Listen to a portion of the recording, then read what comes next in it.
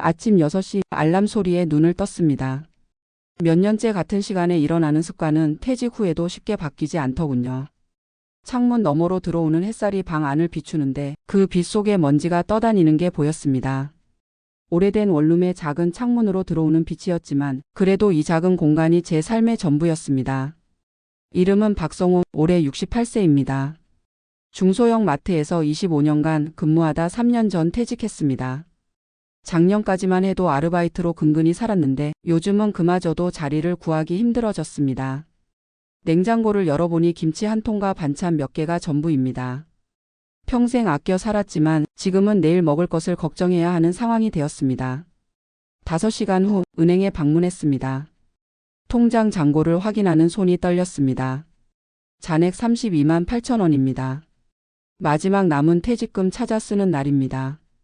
25년 근무하고 받은 퇴직금 5천만 원, 아들 유학 보내고 아내 병원비 대고 이사 오면서 보증금으로 3천만 원 써버리니 이제 정말 바닥이 보이네요. 집으로 돌아오는 길 머릿속은 복잡했습니다. 이대로면 다음 달 월세도 못 낼 상황입니다. 작은 시골 원룸의 월세가 30만 원, 국민연금 58만 원으로는 생활이 빠듯합니다.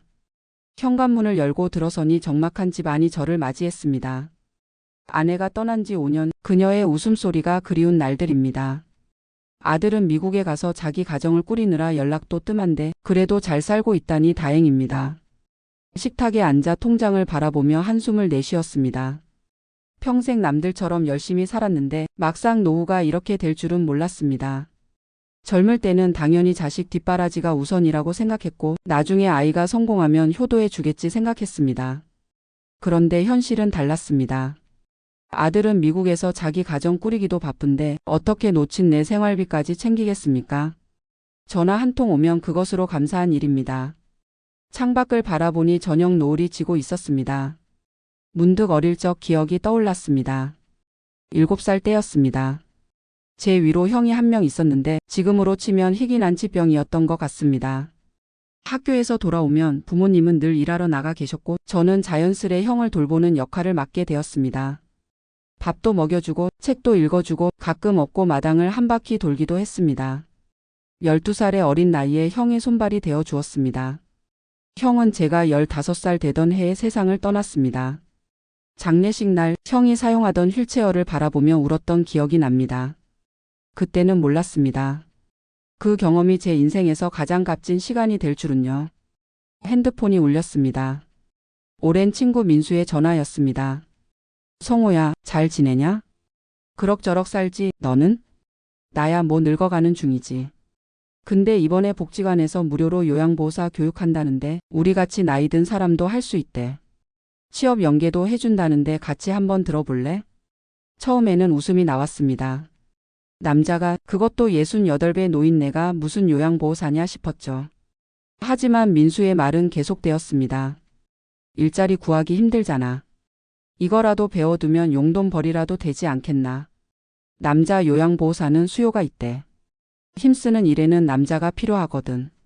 전화를 끊고 멍하니 있는데 문득 형을 돌보던 어린 시절이 다시 떠올랐습니다. 그때 저는 완전히 무지한 상태로 형을 돌봤는데 제대로 배우면 어떨까요? 다음 날 복지관을 찾았습니다. 요양보호사 교육 포스터가 붙어 있었습니다. 노인 돌봄의 전문가가 되세요. 60세 이상도 지원 가능, 교육비 무료, 취업 알선. 망설이다가 문을 두드렸습니다. 안내 데스크에 앉아있던 여성이 저를 반갑게 맞이했습니다. 어떻게 오셨어요? 저 요양보호사 교육 문의하러 왔습니다. 네, 다음 주부터 시작하는 과정이 있어요. 신청하실래요? 제가 나이가 많은데 68인데 괜찮을까요? 물론이죠. 오히려 인생 경험이 많으신 분들이 좋은 요양보호사가 되시더라고요. 특히 남성분들은 더 환영해요. 힘이 필요한 일에 도움이 많이 되거든요. 그 말을 듣고 용기를 내어 신청서를 작성했습니다. 이름, 나이, 주소. 펜을 쥐는 손이 떨렸습니다. 평생 사무직으로만 일했는데 이제 와서 새로운 일을 배울 수 있을지 걱정이 되었습니다. 집으로 돌아오는 길 복잡한 마음이었습니다. 한편으론 기대가 됐지만 한편으론 이 나이에 무슨 공부냐 하는 생각도 들었습니다. 그래도 월세 걱정을 덜 수 있다면 해볼 만한 일이라고 생각했습니다. 일주일 후 첫 수업이 시작됐습니다. 교실에 들어서니 저보다 나이 많은 분들도 계셨습니다. 70대로 보이는 할머니도 계시고 50대 아주머니들도 여럿 보였습니다. 남자는 저와 민수 그리고 60 초반으로 보이는 분 1명, 총 3명 뿐이었습니다. 강사님이 교재를 나눠주셨습니다. 요양보호사의 이해, 노인 심리 및 케어 방법, 기본 간호 실습, 두꺼운 책들을 받아들고 긴장했습니다. 여러분 환영합니다.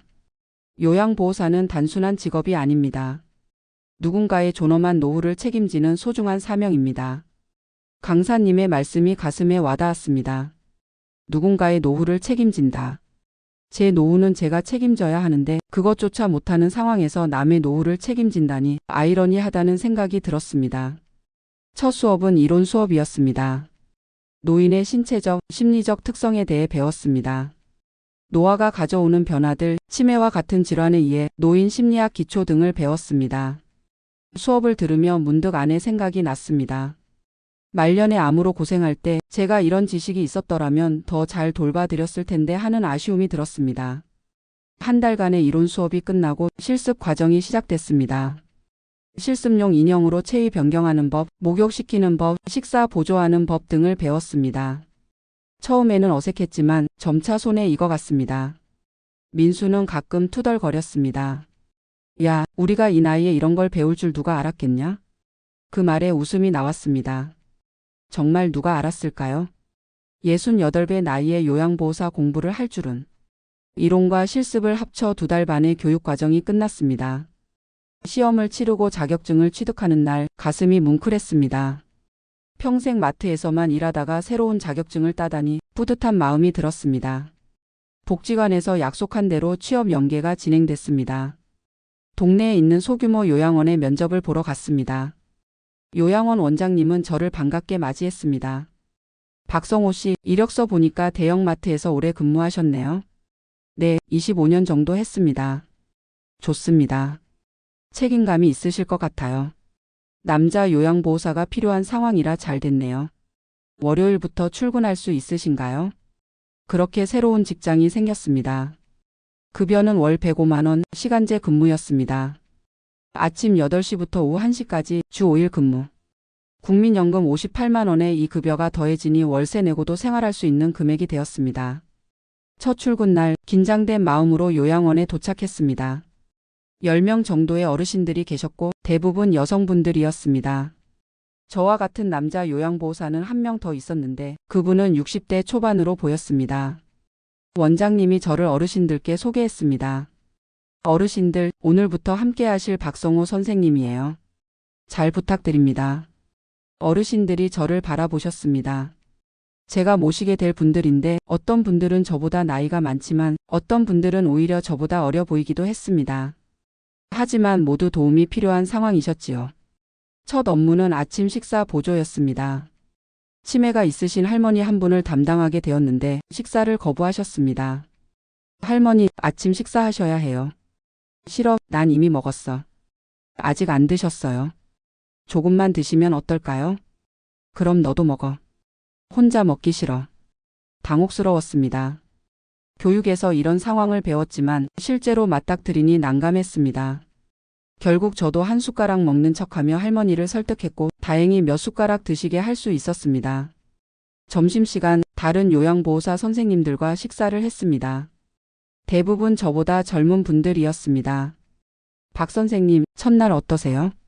아직 익숙하지 않네요. 마트에서 일할 때랑은 많이 다르네요. 적응하시는데 시간이 걸릴 거예요. 특히 치매 어르신들은 대하기 어려울 수 있어요. 하지만 곧 익숙해지실 거예요. 그 말에 위안을 얻으며 오후 업무를 마쳤습니다. 집에 돌아와 침대에 누웠을 때는 온몸이 천근만근이었습니다. 체력적으로 힘들었지만 무언가 새로운 일을 시작했다는 뿌듯함도 있었습니다. 다음 날 또 다른 어르신을 담당하게 됐습니다. 83세의 김철수 할아버지, 뇌졸중으로 오른쪽 마비가 있으셨습니다. 처음 배웠을 때 할아버지의 눈빛이 날카로웠습니다. 내가 왜 남자한테 케어받아야 해? 여자 선생님으로 바꿔줘. 당황스러웠지만 원장님이 설명해 주셨습니다. 김 선생님, 체위 변경이나 목욕 같은 것은 남자 선생님이 도와드리는 게 더 좋아요. 한번 해보시고 불편하시면 그때 말씀해 주세요. 할아버지는 마지못해 동의하셨습니다. 저는 할아버지의 체위 변경을 도왔고 오후에는 휠체어 산책을 도왔습니다. 처음에는 불만이 많으셨지만 제가 정성껏 케어하자 조금씩 마음을 여셨습니다. 일주일이 지나고 2주가 지나면서 점차 업무에 익숙해졌습니다. 어르신들과의 관계도 조금씩 좋아졌습니다. 특히 김철수 할아버지는 저를 찾으실 정도가 되었습니다. 박 선생, 오늘은 날씨가 좋은데 산책 안 나가나? 그 말을 들을 때마다 뿌듯했습니다. 누군가에게 필요한 사람이 된다는 것, 그것이 이 일의 가장 큰 보람이었습니다. 한 달이 지나고 첫 월급날이 왔습니다. 통장에 105만 원이 입금됐을 때의 기쁨이란. 오랜만에 맛있는 갈비탕을 사 먹었습니다. 월세도 제때 낼 수 있었고 약간의 여유까지 생겼습니다. 그날 저녁 오랜만에 아들에게 전화를 걸었습니다. 미국 시간으로 아침이었을 겁니다. 아버지, 오랜만이에요. 잘 지내셨어요? 그래, 너는 어떠냐? 저는 잘 지내요. 회사 일이 바빠서 연락 자주 못 드려 죄송해요. 괜찮다. 나 요즘 새 직장 다니고 있다. 네? 무슨 일 하세요? 요양보호사야. 노인분들 돌보는 일이지. 전화기 너머로 잠시 침묵이 흘렀습니다. 아마 아들은 놀랐을 겁니다. 평생 사무직으로만 일하던 아버지가 요양보호사라니. 아버지, 힘들지 않으세요? 돈이 필요하시면 제가. 아니다. 내가 할 수 있는 일이다. 오히려 보람차다. 누군가에게 도움이 된다는 게 좋구나. 전화를 끊고 나서 가슴이 뭉클했습니다. 아들이 걱정하는 마음이 느껴졌지만 저는 정말 괜찮았습니다. 이 일이 단순히 생계를 위한 것만은 아니라는 걸 깨닫고 있었으니까요. 2달째 되던 날 요양원에 새로운 어르신이 오셨습니다. 이영수 할아버지 85세 알츠하이머 중기 판정을 받으셨고 독거노인이셨습니다. 자녀분들이 모두 해외에 거주해서 요양원에 모시게 되었다고 했습니다. 첫 만남부터 이 할아버지가 특별하게 느껴졌습니다. 맑은 눈빛에 온화한 미소를 갖고 계셨거든요. 하지만 치매 증상은 확실했습니다. 제 이름을 알려드려도 금세 잊어버리셨고 가끔 자신이 어디 있는지 혼란스러워 하셨습니다. 여기가 어디지? 나 집에 가야 하는데. 그럴 때마다 현실 인식을 도와드려야 했습니다. 할아버지, 여기는 행복요양원이에요. 할아버지께서 지내시는 곳이에요. 어느 날 이 할아버지의 개인 케어를 맡게 되었습니다. 목욕을 도와드리는 일이었는데 할아버지의 등에 큰 흉터가 있는 걸 발견했습니다. 할아버지, 등에 흉터가 있으시네요. 그러자 할아버지께서 갑자기 선명한 목소리로 말씀하셨습니다. 6.25 때 부상이야. 내가 19살 때 의용군으로 참전했지. 놀랐습니다. 평소에는 현재 일도 잘 기억 못하시는 분이 옛날 일은 또렷이 기억하고 계셨습니다. 치매의 특성이라고 배웠지만 직접 경험하니 신기했습니다. 할아버지께서 전쟁에 참전하셨군요. 그럼 나라를 지켜야지. 그때 죽을 뻔했어. 동료가 날 업고 후방까지 데려왔어. 목욕을 마치고 옷을 입히면서 할아버지의 이야기를 더 들었습니다. 전쟁 이야기, 전후 복구 과정에서의 이야기, 가족을 꾸리고 자식을 키운 이야기. 비록 중간중간 혼란스러워 하시긴 했지만 그 이야기들은 한 인간의 온전한 삶의 궤적이었습니다.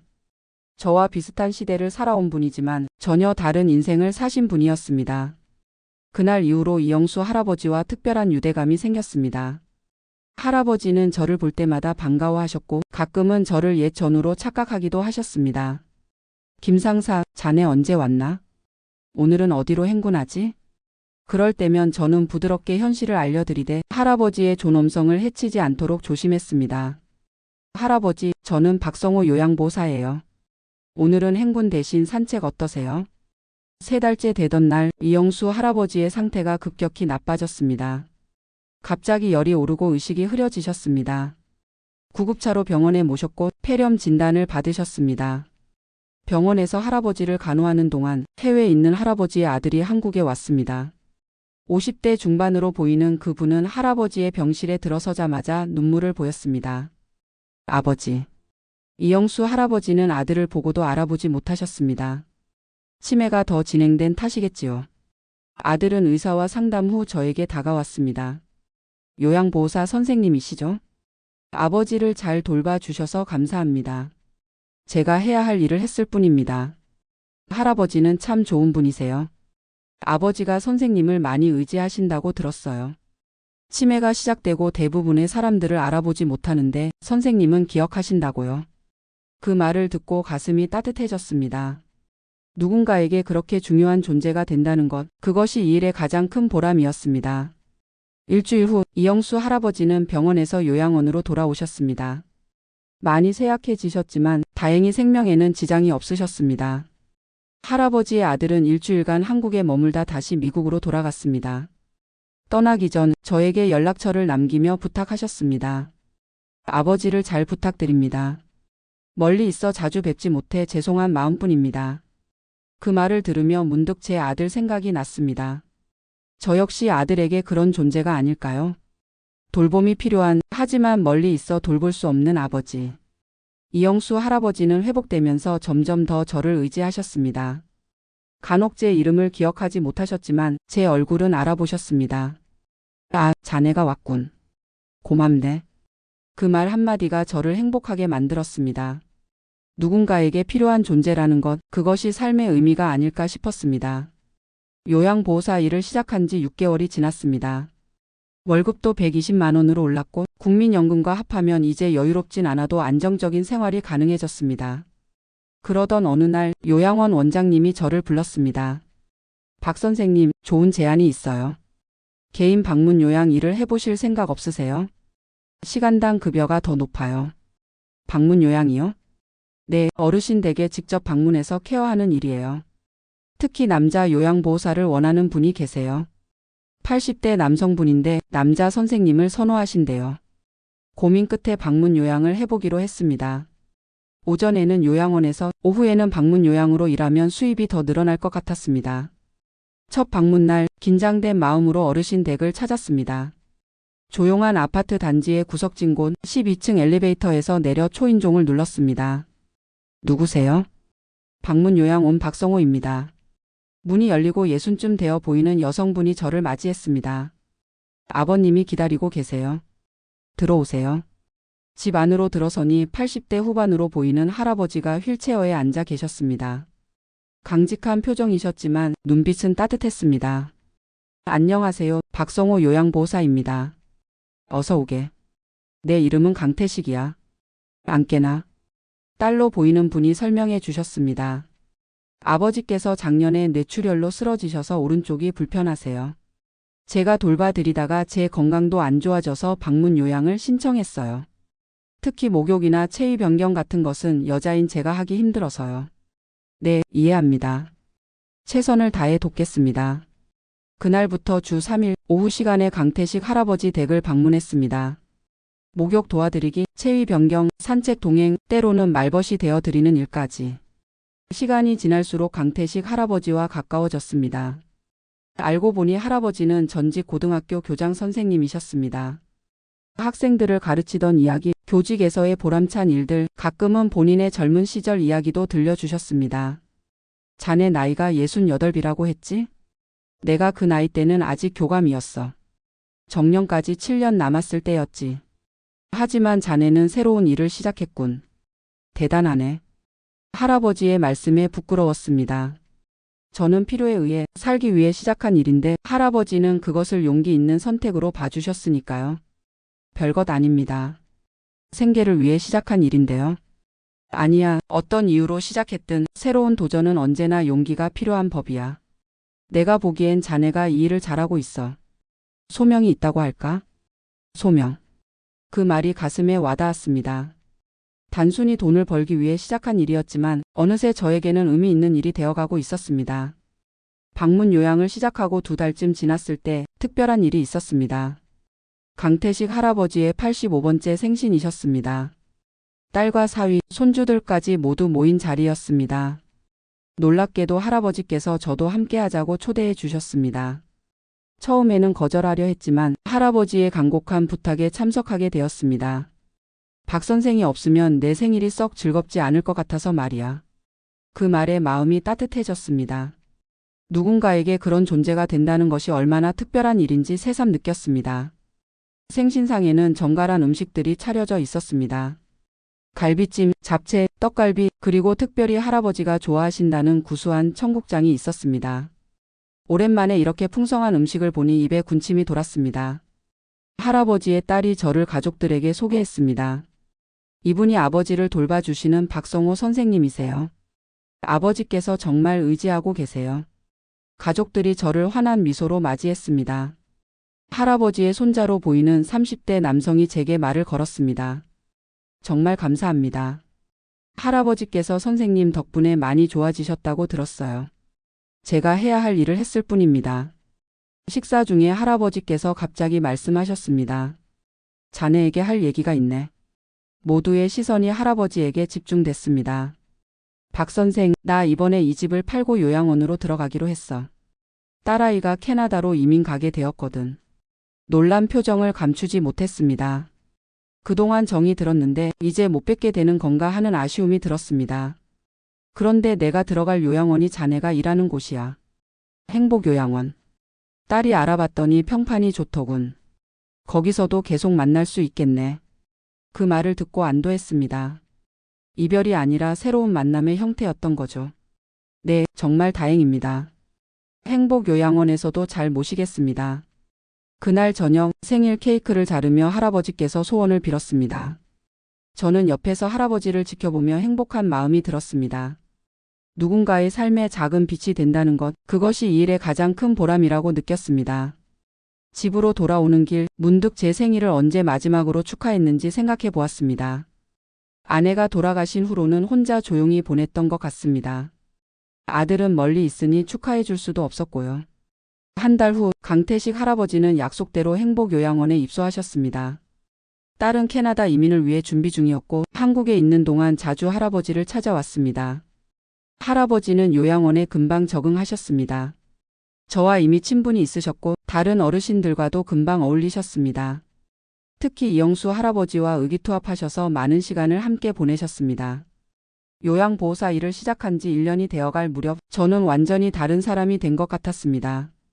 경제적으로는 여전히 풍족하지 않았지만 안정적인 수입으로 월세 걱정 없이 살 수 있었습니다. 무엇보다 매일 누군가에게 필요한 존재라는 사실이 저를 행복하게 만들었습니다. 어느 날 퇴근 후 오랜만에 아들에게서 전화가 왔습니다. 아버지, 다음 주에 한국에 출장 가게 됐어요. 뵐 수 있을까요? 그럼 당연하지. 언제 오는데? 다음 주 수요일이요. 서울에서 이틀 일정이에요. 가슴이 설렜습니다. 아들을 만난 지 5년이 넘었으니까요. 마지막으로 본 게 아내의 장례식 때였습니다. 좋다. 어디서 만날까? 제가 아버지 댁으로 갈게요. 주소 좀 알려주세요. 순간 망설였습니다. 제 초라한 원룸을 보여주기가 부끄러웠습니다. 하지만 이내 마음을 고쳐 먹었습니다. 부끄러울 것 없다. 이것이 내 현실이고 나는 당당히 살아가고 있으니까. 알았다. 주소 보내줄게. 수요일이 다가오자 긴장되었습니다. 방 안을 깨끗이 청소하고 냉장고에 아들이 좋아하는 음식도 채워 넣었습니다. 비록 좁은 공간이지만 정성을 다해 준비했습니다. 드디어 수요일 저녁 초인종이 울렸습니다. 문을 열자 양복 차림의 아들이 서 있었습니다. 30대 중반의 건장한 남자가 됐지만 제 눈에는 여전히 어린아이 같았습니다. 아버지. 그래, 이제 다 컸구나. 서로 포옹했습니다. 아들의 어깨가 넓어졌고 제 키보다 커져 있었습니다. 코끝이 찡해졌습니다. 아들이 방 안으로 들어오며 주변을 둘러보았습니다. 10평 남짓한 원룸, 작은 부엌과 화장실이 전부인 공간이었습니다. 아버지, 여기서 사세요? 그래, 혼자 살기에는 충분해. 아들의 눈에 걱정이 서려 있었습니다. 큰 집에서 살던 아버지가 이런 작은 공간에서 산다는 것이 충격이었을 겁니다. 아버지, 제가 돈을. 말을 끊었습니다. 돈 얘기는 하지 마라. 나는 지금 행복하다. 새 직업도 있고 내 삶에 만족해. 식탁에 앉아 준비해둔 음식을 함께 먹었습니다. 아들은 미국 생활과 자신의 가정 이야기를 들려주었습니다. 결혼한 지 3년 차, 아직 아이는 없지만 곧 가질 계획이라고 했습니다. 아버지, 정말 요양보호사 일이 맞으세요? 그 나이에? 왜 늙었다고 생각하나? 나는 아직 건강해. 오히려 이 일을 하면서 더 건강해진 것 같아. 몸을 쓰니까. 제가 걱정돼서 그래요. 미국에서 돈을 보내드릴 수 있어요. 필요 없다. 내가 벌어서 살 수 있어. 그리고 이 일이 단순히 돈 때문만은 아니야. 보람을 느끼고 있단다. 아들은 여전히 이해하지 못하는 눈치였습니다. 아마 그의 눈에는 노인이 된 아버지가 힘든 일을 하는 것이 안타까워 보였을 겁니다. 내일 아버지 일하는 곳에 가봐도 될까요? 그 제안이 반가웠습니다. 제가 하는 일을 아들에게 보여주고 싶었습니다. 그럼 언제든지 환영이야. 다음 날 아들과 함께 요양원에 갔습니다. 아들은 처음에는 어색해했지만 곧 환경에 적응했습니다. 제가 어르신들을 케어하는 모습을 지켜보았고 어떤 때는 직접 도움을 주기도 했습니다. 강태식 할아버지와 대화할 때 아들은 옆에서 듣고 있었습니다. 자네 아들인가? 훌륭한 청년이군. 자네가 좋은 아버지였다는 증거지. 그 말을 들은 아들의 눈에 감동의 빛이 어렸습니다. 요양원 생활의 일부를 경험한 후 점심시간에 아들과 함께 인근 식당에 갔습니다. 아버지, 정말 대단하세요. 그분들을 돌보는 모습이 자연스러워 보였어요. 처음엔 나도 어색했어. 하지만 사람은 적응의 동물이라고 지금은 이 일이 내 천직인 것 같아. 잘 지내고 계신 것 같아 다행이에요. 아들의 출장 일정이 끝나고 공항으로 배웅하는 날이 왔습니다. 인천공항에서 아들을 보내며 마음이 뭉클했습니다. 아버지, 다음에는 저희 집으로 놀러 오세요. 비행기표 보내드릴게요. 그래, 기회가 되면 가보마. 그리고 매달 조금씩 송금해 드릴게요. 거절하지 마세요. 제 마음이에요. 이번엔 거절하지 않았습니다. 아들의 마음을 이해했기 때문입니다. 그에게도 부모를 돌보는 것이 중요하다는 걸 알게 되었습니다. 고맙다, 아들. 비행기가 이륙하는 것을 지켜본 후 집으로 돌아왔습니다. 작은 원룸이지만 이제는 이곳이 편안한 안식처로 느껴졌습니다. 요양보호사 일을 시작한 지 1년 6개월이 지난 어느 날 복지관에서 연락이 왔습니다. 박성호 선생님, 상담 좀 가능하실까요? 복지관을 찾아가니 처음 교육받을 때 배웠던 강사님이 계셨습니다. 박 선생님, 요양보호사 일 어떠세요? 처음엔 적응이 힘들었지만 지금은 보람을 느끼며 일하고 있습니다. 다행이네요. 사실 제안 드릴 것이 있어서 연락드렸어요. 우리 복지관에서 요양보호사 양성 과정에 보조 강사를 구하고 있어요. 현장 경험이 풍부한 분이 필요한데 선생님이 적합하다고 생각했어요. 놀라운 제안이었습니다. 제가 강의를 한다니 상상도 못했던 일이었습니다. 저는 경험이 많지 않은데요. 1년 6개월이면 충분합니다. 특히 선생님처럼 늦은 나이에 시작해서 성공적으로 적응하신 사례는 다른 수강생들에게 큰 용기가 될 거예요. 고민 끝에 제안을 받아들였습니다. 요양원 일과 병행하는 조건으로 주 2일 오후에 복지관에서 강의를 하게 되었습니다. 첫 강의 날 떨리는 마음으로 강의실에 들어섰습니다. 20명 정도의 수강생들이 있었는데 대부분 중년 여성들이었고 몇몇 남성분들도 보였습니다. 안녕하세요, 박성호입니다. 저는 68배 나이에 요양보호사 일을 시작했습니다. 그렇게 시작한 강의는 의외로 좋은 반응을 얻었습니다. 제 경험담, 특히 늦은 나이에 새로운 도전을 한 이야기가 많은 이들에게 용기를 주었던 것 같습니다. 나이가 많아도 새로운 일을 시작할 수 있다는 것, 그리고 그것이 단순한 생계수단을 넘어 삶의 의미가 될 수 있다는 것을 말씀드리고 싶습니다. 강의를 마치고 나오는데 한 50대 남성분이 저를 찾아왔습니다. 선생님, 정말 감동적인 이야기였습니다. 저도 회사에서 조기 퇴직하고 무엇을 해야 할지 고민하던 참이었는데 용기를 얻었습니다. 그 말을 들으니 뿌듯했습니다. 제 이야기가 누군가에게 도움이 된다는 것, 그것 또한 큰 보람이었습니다. 이제 저는 요양원에서 일하고 방문 요양도 하고 복지관에서 강의도 합니다. 월급과 강의료, 그리고 아들이 보내주는 용돈까지 더해져 경제적으로 안정되었습니다. 더 이상 월세 걱정은 없습니다. 어느 날 요양원 원장님이 저를 불렀습니다. 박 선생님, 좋은 소식이 있어요. 우리 요양원이 확장하면서 남자 요양보호사 팀장이 필요한데 선생님이 맡아주셨으면 해요. 팀장이라니 책임이 막중하지만 그만큼 인정받는다는 의미였습니다. 감사한 마음으로 수락했습니다. 감사합니다. 최선을 다하겠습니다. 이제 제 명함에는 행복요양원 남성 케어팀장 박성호라고 적혀 있습니다. 평생 마트에서 일하다 퇴직한 후 새로운 인생을 찾은 68살의 이야기. 퇴직금 바닥나고 월세 걱정하던 날들이 엊그제 같은데 이제는 누군가에게 필요한 존재로서 당당히 살아가고 있습니다. 얼마 전 복지관 강의 중에 한 수강생이 물었습니다. 선생님, 이 일이 힘들지 않으세요? 특히 그 나이에. 제 대답은 간단했습니다. 사람은 누군가에게 필요할 때 가장 행복합니다. 내가 없으면 안 될 사람이 된다는 것, 그것이 이 일의 가장 큰 보람입니다. 나이는 숫자에 불과합니다. 오늘도 요양원으로 출근하는 길, 맑은 하늘을 올려다봅니다. 내일의 걱정 대신 오늘의 감사함을 생각합니다. 어쩌면 이것이 진정한 노후의 의미가 아닐까 싶습니다. 누군가에게 의미 있는 존재가 되는 것. 그것이 결국 우리 모두가 바라는 삶의 가치가 아닐까요? 퇴직금 5천, 시골집 보증금 3천, 이제 월세 낼 돈도 없는 68세의 선택은 결국 새로운 인생을 향한 용기 있는 첫걸음이었습니다. 그리고 그 걸음은 여전히 계속되고 있습니다. 오늘도, 내일도, 그리고 앞으로도.